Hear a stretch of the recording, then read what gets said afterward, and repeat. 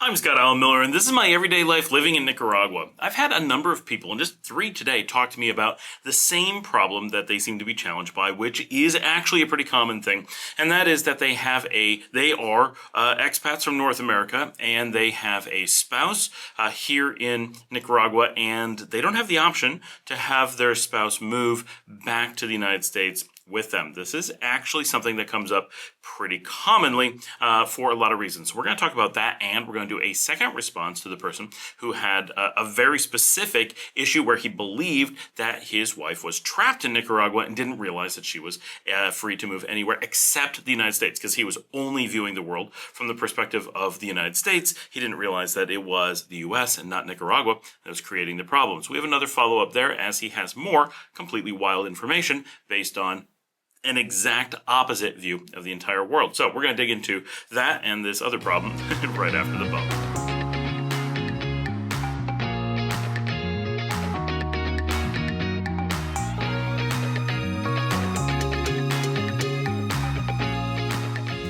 All right, so before we get started, I just want to point out we're on the Sony ZV-1F, and we're using the built-in audio today because I'm here in the studio. My main camera is set up for tomorrow's live stream, and this one's new. I wanted to give it a try. The image is normally pretty fantastic on it. So that is why it looks a little bit different, and definitely why it sounds a lot different. But I wanted to hear what it would sound like when doing this in the studio for a change. So it's a little bit different. All right. So the thing that's come up is a lot of people, especially from North America, come to Nicaragua, especially from the United States, right? That's where the real problem lies. Canadians don't really seem to have this problem. And they come from the United States, they meet someone here, and they've never done any research because they're not necessarily going out looking to get married. They're not looking to meet someone necessarily. It's not something that you do a lot of research ahead of time. They meet someone, happens to be from Nicaragua, and then they assume that they will at some point move back. They didn't move to Nicaragua permanently, or they didn't think they were, or life has thrown changes at them, or they just want the flexibility of traveling through the US.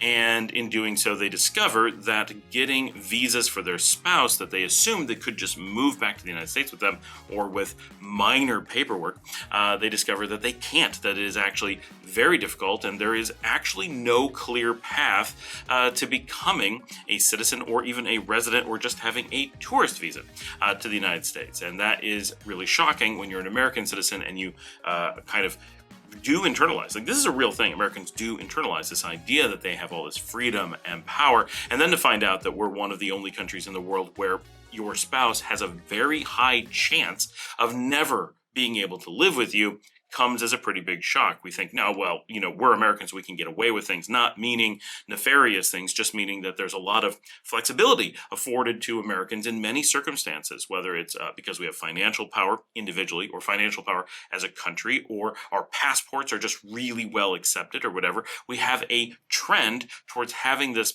just ability to make things work for us as Americans, that when you are really confronted with an absolute polar opposite experience where our Americanism suddenly is the barrier that keeps us from having the ability to keep our families together and live in the country that we want, often comes as a pretty big shock. And often people don't know how to react to it, which I think is what's going on with our one viewer who has sent in a number of remarks, and he has clearly lost grasp of what's going on in reality.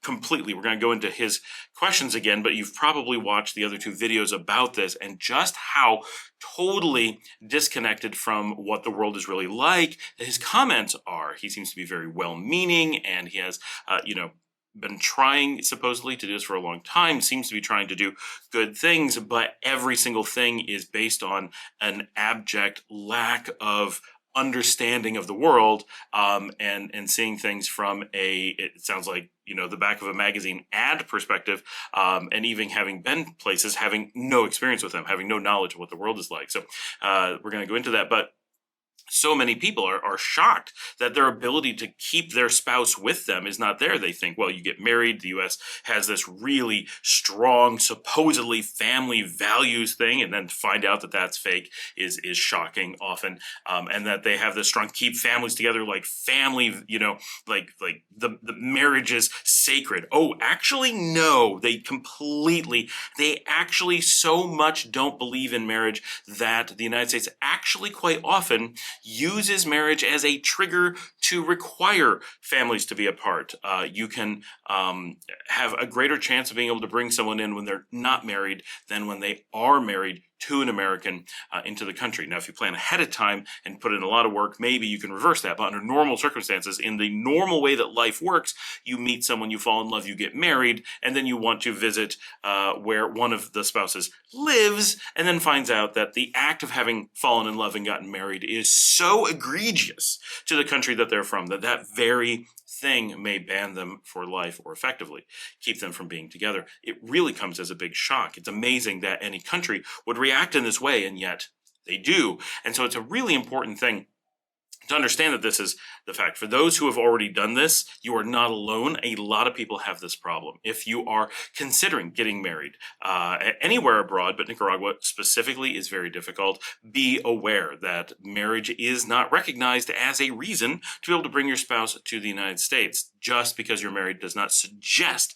or imply that you will have the ability to stay together. That's super important, because that is a major life decision.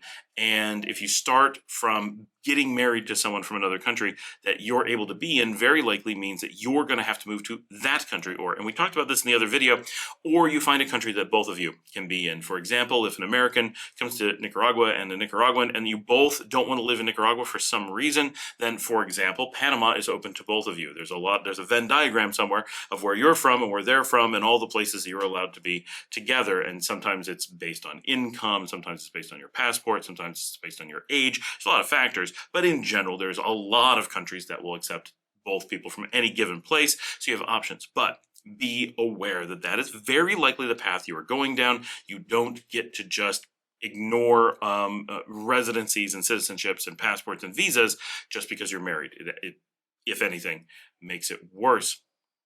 So that decision factor can be very big, right? People often jump into marriage without ever considering that.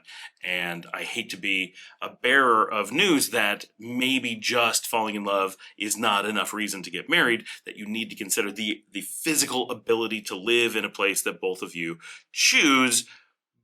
But it's at least something you need to discuss and be aware of, right? I'm not saying that you shouldn't do whatever you can to make things work, but don't think that the marriage process is going to be one of those tools that helps make things work. Make sure you do your research ahead of time. Even other countries may see it as a negative, or at least not see it as a positive, Australia being another example. I have no idea how Canada works, but it easily has similar problems. So just that's something that's just an eye-opener, and a lot of people are impacted by it. It is a very common story here to hear that this has caught someone, right?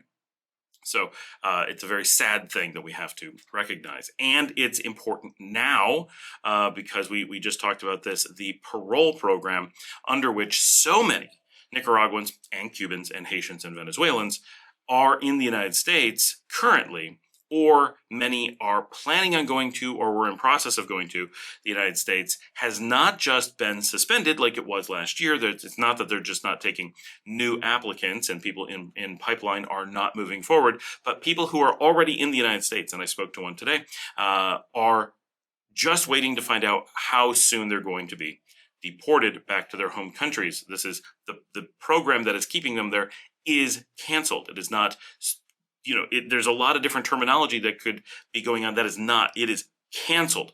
So they are no longer parolees. They are now people who are in the United States legally without any framework to keep them there. So they're not illegal per se, but they are falling into a documented semi-legal situation where they may be expected to leave voluntarily and may be treated as illegal. If they don't, that is unlikely to happen even in the current climate, but they may be notified that they need to leave quite quickly. No matter what, the idea of immigrating to the United States as a Nicaraguan has gone from exceedingly difficult to insanely difficult in the last 72 hours. So this is an area where a lot of people may have this feeling like, well, we know people who've done it. Oh, well, maybe we'll use the parole program. I know lots of people who've managed to at least get 2 years. We'll go for 2 years and figure it out from there. Those programs are gone. right? They're not going to be gone. They are gone. The people who took advantage of them are just waiting to find out how bad it is. So don't look at how hard it was in the past, which was already quite hard, and think that that's all the harder it's going to be. It is much harder already today and expected to get increasingly hard over the next several months. That could change, but the current trend, the current goals, the current stated situation is that it's going to keep getting harder, and it is going to get insanely hard. Assume that anyone who's not already in the U.S. as a Nicaraguan has no hope of getting into the U.S. In the foreseeable future. Someday, maybe, but not in the upcoming future, especially because things are in flux so much. So just, you need to be realistic, right? This is not something to hold out for, not something to wait for, not something to plan around. That would be outrageously foolish. Okay, it's worth noting that this second follow-up from this poster actually comes before I've posted the first video about his situation. Now, this is the person who said that their wife was trapped in Nicaragua, so we made the trapped in Nicaragua video, and then I did a follow-up video, which he has not seen yet, but I did write a lot of things to him, basically saying, the things that you're saying don't make sense, right? The reality you've created in your brain, that San Francisco is a cheap place to live, that it's cheaper than Iowa, that Iowa is cheaper than Nicaragua, that Nicaraguans need thousands of dollars a month to be able to live, that everything's gringo prices, and that gringos are taken advantage of, that Managua doesn't have expats. Like, every single thing he says is completely disconnected from reality. And we can take a camera, go to any of those places, show you we have shown you the prices, right? He's talking about a Nicaraguan who has all the Nicaraguan resources that he sends, now I know who it is, sends so much money to. They have more money than I do for sure. These are rich people, and he's trying to say that Nicaragua is so expensive, which is clearly not the case. Okay, but here's his latest post. This is from January 22nd, just to give you an idea of how far behind these videos are, because I'm trying to space them out, but I did want to get this recorded while it was going on. And it's dark out, so I'm in the office. I'll sign off for now. I know your life's work is to help people, and I receive that. I thank you for your time. I learned a lot from your advice. As you said, come to Nicaragua or any country and research it. Spend time there and see if it will work. I agree. Nicaragua could be great for certain people. He always hedges with this. He said, now this is, I don't know how real any of this is, because everything he says is insane. And I appreciate that he seems to have this good tone, and he's being very positive about things, but there's always a little twisting of the knife at the end. He can never say anything without trying to make a suggestion that there's something wrong. He can't articulate what's wrong without saying something that's demonstrably false. So he keeps trying to say that, well, while we've proven everything he said is untrue, that the problem still exists, even though it doesn't. None of the problems that he stated in any of his posts are real. His wife is not trapped. She does not need the money he's sending. They are not poor. They are rich. They are not having the problems. They did not go to jail. None of those things. He has been scammed in every which way, and it has been for years.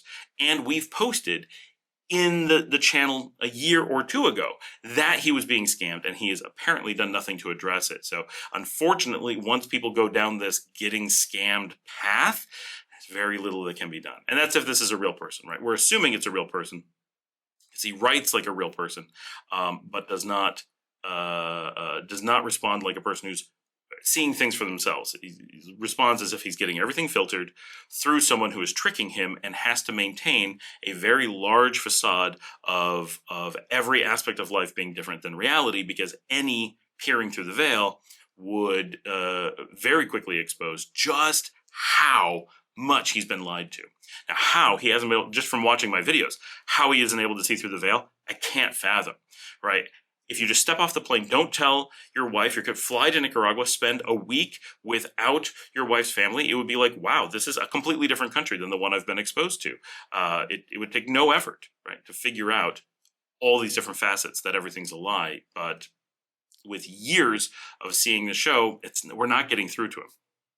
So, but he always has to have the for certain people. Well, of course, every place is great for certain people, right? But that dig has to be there. He says, I'll move my Nicaragua, and he just goes right to learning that everything he's trying to do is wrong, and then goes right back into it. No explanation why he would do this, but it goes against every stated goal. He says, I'll move my Nicaragua wife and her 2 daughters to Rosarito near Tijuana and keep them there while we wait for the immigration process to decide whether they can emigrate to the USA. So this makes no sense, right? He claims that they're too poor to live in Nicaragua, but somehow they're going to be able to live in expensive Mexico while waiting to go to super expensive the United States. something's very off here. Also, he claims to be worried about their safety in earlier posts, was talking about moving them near Tijuana, which, while not the worst place on earth, is like a top 10 most dangerous cities zone. Even for Mexico, this is a very dangerous area, and even for the US, this is a very dangerous area. Not that I would avoid the Tijuana area, but you do need to be a little bit careful, and you certainly wouldn't move anyone to that region if you were worried about cost, worried about immigration, or worried about safety. Any of those things would rule it out because it's going to cost you a ton, right? She's currently in Nicaragua, the cheapest country in the region. They're looking at moving to a really expensive part of a really expensive country. Mexico's at not quite its peak, but it's at a high point for cost. So this again is a open demonstration of just how much wealth they have, that he's lost all ability to grasp what is cheap or expensive because he has so much money he's throwing around that he doesn't have the context to understand how much things should cost. He's off by orders of magnitude, meaning things that may cost $200 he's thinking are costing $2,000, like a literal order of magnitude mistaken in the way that he's viewing things. He also thinks that there's this migration process that you can wait for. Now, this is also important. If you're looking to migrate to the United States, it's not 100%, this is not a concrete thing, but generally you have to wait in your home country. Going to a third-party country like Mexico and waiting for migration to the United States makes no sense at all. From a financial and safety perspective, obviously, but also why would they be in Mexico where they're not allowed to work? They're able to work in Nicaragua. They're also able to go to school in Nicaragua. Now, he tries to make this claim that they're too poor to do things in Nicaragua. So he's acting like there's all these things they can do by being in Mexico, and presumably they're going to be in Mexico for the rest of their lives because they have no hope of being able to come to the United States. So there's a lot of weird going on here. Like, it's hard to come up with, even with how weird his earlier posts were, to suddenly have he didn't listen to anything we said, yet suddenly thinks he's going to move them to another country. So he's admitted that they're not trapped in Nicaragua in the slightest, but there's no logic behind what he's trying to do. He says, one daughter wants to be a doctor, and she's studious and smart. I want her to contribute to the amazing medical profession in the USA and help people like me whose life has been saved by numerous operations and procedures, and she will have access to modern equipment and instruments with a budget to do it the right way, actually do some good, and get paid an adequate salary. Has he never been to the United States? Clearly, this statement is not about the US. Everything is wrong, right? There's no amazing medical profession in the US. It's the worst in the developed world, bar none. Like, this is as extreme. This is like going, well, the United States doesn't have any money, so I guess people there are just so poor. That's his story, that the United States is so poor in other posts. Now he's saying they have suddenly good medical. He's taking them from a country known for how good its medical is, moving them to Mexico, known for being the best medical in North America, and then saying, all of this, taking them away from all these really good medical places so he can move them to the worst, even worse than Canada, which is quite a statement. And because he thinks it's amazing, and he thinks that just because the US has saved him, maybe they didn't need numerous procedures if they'd been in a country with good health care. Maybe he would. We don't know that. Like, we don't even know if it's a real person. But you know what I'm saying? And he's acting like there isn't, what he's trying to do, right, is imply that there isn't modern equipment anywhere else. So you can see this is all a ploy, right? He's using insanity to try to say things that have this backhanded compliment. Like, he's trying to say positive things that are clearly untrue. Well, modern equipment does exist in the US. That is true. And then acting like there's a budget. No, there's clearly not. Actually do some good. Are you kidding? To actively contribute to corruption is doing some good? Like, seriously. And he says, get paid an adequate salary. Which brings up a very important question. How will, with him claiming they're so poor, does he expect them to wait, possibly the rest of their lives, in expensive Mexico, use up any budget that they may have, give up all the resources that they have in Nicaragua, both the familiar ones and the financial ones, and presumably all the houses and cars and businesses they bought with all them, because these people have money, right? And give all that up bleed out their cash in Mexico and then get to the US, how are they going to afford to go to university?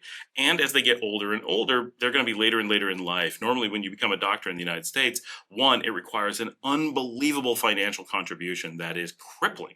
Many doctors never overcome it. And those that do generally don't do so by practicing medicine. They do so by going into optional things that are paid for privately and not doing public good. So all the things that he wants them to do aren't the doctors who are able to make lots of money in most cases. So maybe she's going to become a plastic surgeon. Maybe that's what he thinks of as life-saving procedures. I don't know what he's thinking. It's all insane. So, but you can imagine if they come to the United States, if they're able to get into medical programs, there's a lot of ifs here. It's going to be super difficult to ever pay back. You'll never be able to earn enough. And that's the problem with being a doctor in the United States. You can't have profits in your income until really long into your career because you're spending all of your time paying off student debts. Sure, by the end of their career, most doctors are able to make some decent money. But if you were a plumber, for example, you'd be making that money earlier. And the average plumber who, goes out, starts their own plumbing business, is industrious, is going to earn more than the average doctor over their lifetime. Plus, they can generally work longer and start earlier, and they don't bring on the debt at the beginning of their career. So if you want to help her, have her be a plumber. How being a doctor is going to help anybody. And so frustrating when people say things that are so obviously not even thought through. Like, even if you're going to make statements like this, put in some effort, please. He says, it'll be hard for my wife with no English. I'll help her. Moving a Nicaraguan to the United States is already such a hard thing. Moving a Nicaraguan to the United States who has no job prospects, and doesn't speak English is so much worse. Imagine what life he's trying to create for his super rich Nicaraguan family who's going to lose all their income, bring him to the United States where they can't afford to live, and now she doesn't speak English either. This is crazy after having bled out all their money being in Mexico. He says, I wish you continued happiness in lovely Leon on the sand. How nice. May you and your prospers and be in health. Thanks from me and all the people you have guided. In the USA do not work out for my new, if the USA does not work out for my new family, I'll find some place to put them and make them happy. Cheers. So there's so much. Just look, we have these conversations because we're trying to help people. And it's so completely inaccurate and so completely illogical.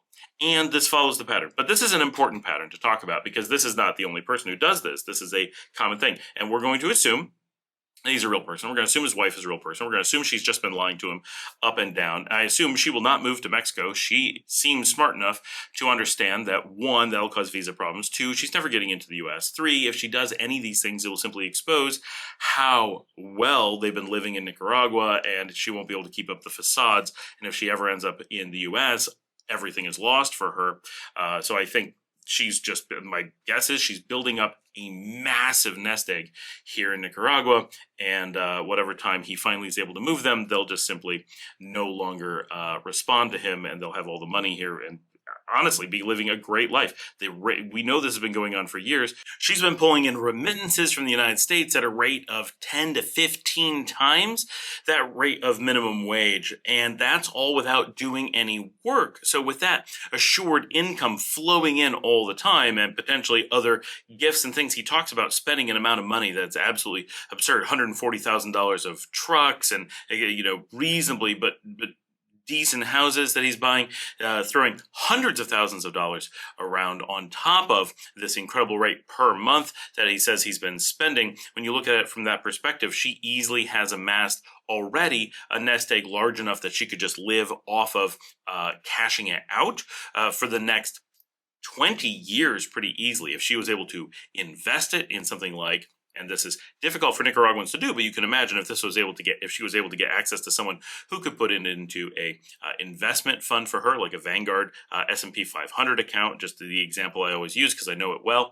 If she was able to do that, she would probably pull enough monthly out of it to live very modestly for the rest of her life, right? Or much more likely, she's been able to invest in houses or rental properties or businesses here and set herself up, plus any amount of money she's able to make on her own, because remember, she has plenty of free time. So using that opportunity actually makes things much easier for people. This is one of the reasons that the rich become richer, is that when you are poor, all of your free time goes to subsistence living. And when you're done with work, you're generally exhausted and you don't want to put in energy. And you can't take risks, because if anything goes wrong, you can't eat. But if you have a Nicaraguan who has access to familial resources, has free healthcare and such, and is bringing in an American, very low, but an American level salary without having to work, that is guaranteed and is tax free. Remember, this is tax free. So the amount of money coming in here is crazy. So when we talk about making $200 a month being more or less minimum wage, that's with some taxes on top of it. Now, obviously, the taxes on $200 are minimal. But if you're making, say, $2,000 a month as a Nicaraguan, your tax burden on that is quite noticeable, just like it would be in the US if you were making well into the high middle income ranges. Your tax burden becomes very noticeable. But if you're taking remittance from the United States, there's no tax on that money coming in. So she's earning, if she's bringing in 2,000 and he's hinted that it's 2,000 to 3,000 that is coming into her, that would feel like a Nicaraguan earning 3,000 to 6,000, probably in the 4 to 5 range per month, which is a truly outrageously high number here. I'm not saying that people don't deserve to earn more, but this is just reality here. And you don't have any of those medical expenses. You don't have any of those medical worries. Like Americans have to pay insurance and still on top of insurance, pay for copays and worry that something's going to go wrong, and you may need to have 20, 30, $100,000 set aside just to cover the bills beyond insurance, or the things that insurance refuses to pay. They don't have any of that here. So all these costs that Americans just perceive aren't there. This is a truly enormous amount of money in Nicaragua. They could easily already own outright multiple homes from the cash coming in over just a couple of years. And we don't know how long this has been going on. We've known of this story for a couple of years, but maybe this has been going on for a decade. Easily there's enough money set aside to live quite comfortably for the rest of everyone's life, and if invested forever, right? This would be a multi-generational thing. Now, is that wrong? No. If you want to take care of your family, you want to throw all this money at them, that's absolutely fine. But doing so believing that they're poor and struggling, and then finding out that they're extremely wealthy and have no need for money because and no need to work, right? This is a person who now has a lifetime of the ability to go out and take risks. They can go open a business that may be, very, very risky, that could make a lot of money or nothing, right? But they have the time to do that because they don't have to worry. They have this guaranteed income that is extremely high. They could invest in lots of different businesses and still go out and do more things. It's hard to portray just how meaningful that is when so many Americans live month to month or nearly so. We don't have that comfort ever of being able to take those huge risks the way that the wealthy can. And that's why investment bankers make so much money, right? We're going to try 10 different business ideas, and 1 will make tons of money and 9 will just go out of business. And that's just how they do it, right? They try lots of things. They experiment. They take risks. But the poor can't afford to take risks. Any mistake, and they starve to death. But the rich, when they make mistakes, they take a huge risk and it doesn't pay off. Well, they lose a little bit of money. The worst case scenario, total failure. Now they got to go work like poor people do, right? So it's a very different thing. The ability to take those risks is what allows you to make the really big money. And that's why being rich is about the only reasonable path to becoming really rich, right? So this is a person who's now in this position to be able to take lots of risks, lots of free time, and lots of risk-taking money, and can do probably really cool things with it. And very smart for her if that's what she's doing. Hopefully she's not just burning all this money and losing it all. But it's important to understand that's where this is. There's really no way around it. The amount of money flowing, it's just crazy, right? What's going on? But this is important for a lot of reasons. This is important for our viewer to get, the truth and understand that he has been played to a point where he's not able to carry on a meaningful conversation. This doesn't make any sense when he's saying these things, and he should know how obvious it is that everything he's saying doesn't make any sense. He should know that the decisions he's making don't make any sense. He's failing to provide any logic or explanation for them. He's simply saying things that he knows are demonstrably opposite and just stating opposite things. Sometimes we all need a wake-up call and need to realize that the thing we think is, safe. Oh, I feel like driving is safe and flying is dangerous. Yes, we all need to be told we're crazy. Statistically, they're dramatically the opposite. Flying is quite safe. Driving is relatively dangerous. Right? It doesn't feel that way. We all get tricked by that emotion. So we all need a wake-up call from time to time. This is an extreme one that he should, if you're going to have a wake-up call like that, right? It's easy to explain why planes are so much safer than cars, while emotionally it doesn't seem likely. Once you start explaining, well, they get checked every time before they fly. They have a maintenance crew that checks them all the time. There's very few planes in the sky compared to cars on the road. The people who fly planes are always professionals. There's never just a random person who got their license and is driving on the road. There's air traffic controllers watching over them. There's all kinds of security measures. There's police everywhere. Every flight has so many checks. There's always a second pilot. There's on and on and on. All these reasons why flying a plane has all these safety things. Plus, computers can fly planes pretty accurately. Computers can't drive cars. That's very telling. It's much easier for a autopilot to fly a plane than for a car to be able to drive itself. We've had autopilots in planes that are effective for a long time, maybe not many decades, but more than 10 years. And cars, even with all the money that's going into it, all the talk, all the media on it, we can't make cars that reliably drive themselves. They're getting better, but they're generally not very good. That's a big gap.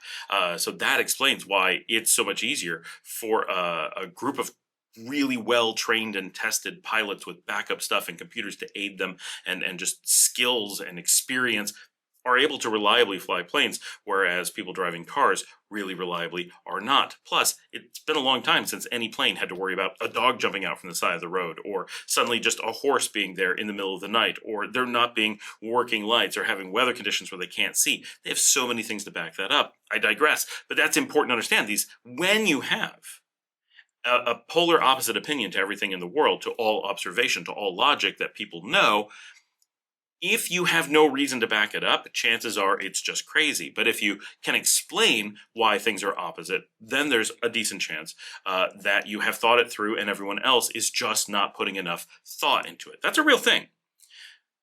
But in this case, not one thing that he says that he knows is obviously contrary to all knowledge about both countries, he just states and glosses over. And no matter how many times we point out, well, we're here and we can show that that's not true, he just acts like we didn't say those things and moves on and bases decisions on the obvious false information he already uses, and can't explain why those decisions make sense or why he would make them at all, or what would drive him to want to do it. And at the base level, nothing he's ever said, he's never explained in years of posting, he's never explained why he wants any of the things that he wants, which obviously we want things because emotionally we feel good about them. I understand that.